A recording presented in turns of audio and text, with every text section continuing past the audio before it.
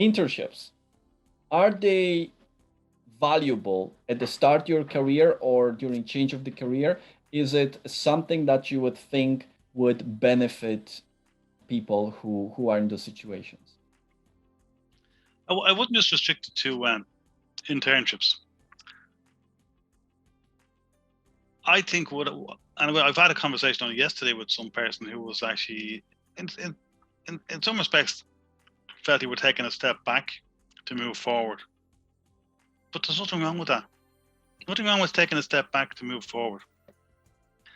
Once you know what you're doing and you're buying into yourself and you're comfortable doing it, and it's very, very effective. And people do that for different reasons. Some people take a step back because it's just a financial necessity. You've got to be working. That's different.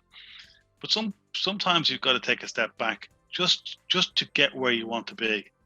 For example, a career change. I know lots of people, because I have a very experienced in the whole pharmaceutical background and so on. And that's a very lucrative area, a lot of opportunities within that space. People come to me that have never worked in that space, and it's a different terminology and technology, and it's a lot of compliance and procedures and so on, and it can be uncomfortable with the language that's used if you're not from that space. So people come to me and say, how do I get into that space?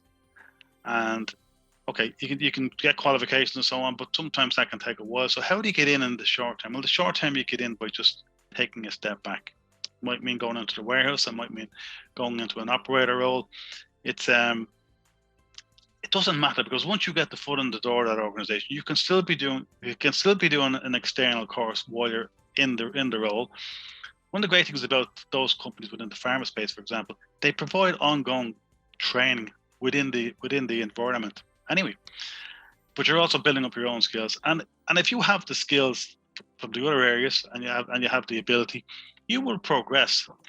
But it can be difficult for someone to take that step back. So it's similar to the internship. You're taking a step back to move forward, and as long as that's part of your strategy, that's nothing wrong with that whatsoever. You can do that, and it's very, very effective. And in fact, I would even go as far as to say,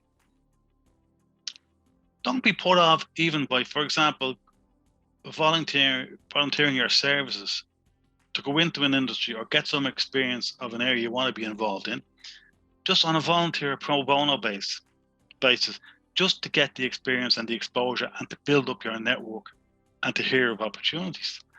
It doesn't mean you're going to be there forever. It just means that you're there.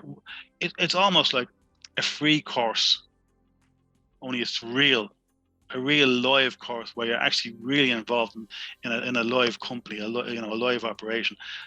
It might be on a volunteer basis, but you're getting the experience, you're getting the skills, you're building up your network, and you've got something that you can say if you apply for the job of the experience that you have.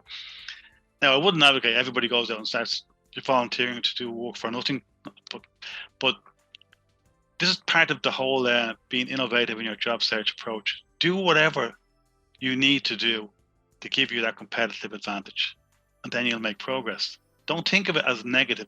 It's progressive, because there's a strategy behind what you're doing. Brendan, you said something incredibly interesting for me when it caught my attention. Among all those advices, you said something: get the course that give you the skill, and that is so important. It's not about watching another online video. If you won't be able to make that, as you mentioned before, action, if you won't be able to act on it, because acquiring skills, you need to use this neural connection in your brain. Your body needs to feel it. If it's a skill that relates to approaching or saying things different way, you need to practice. If we talk about soft skills, if there is a project, you need to do this project, because otherwise it won't bring you a value that you're looking for. And in any training, in any programs, this is a key vital element which I put attention to. Does it bring you the real value, as you said? And that brings me to the last question. Well, what did you think about this video? Feel free to join our LinkedIn group and comment below the video. Hopefully I will see you soon. Thank you.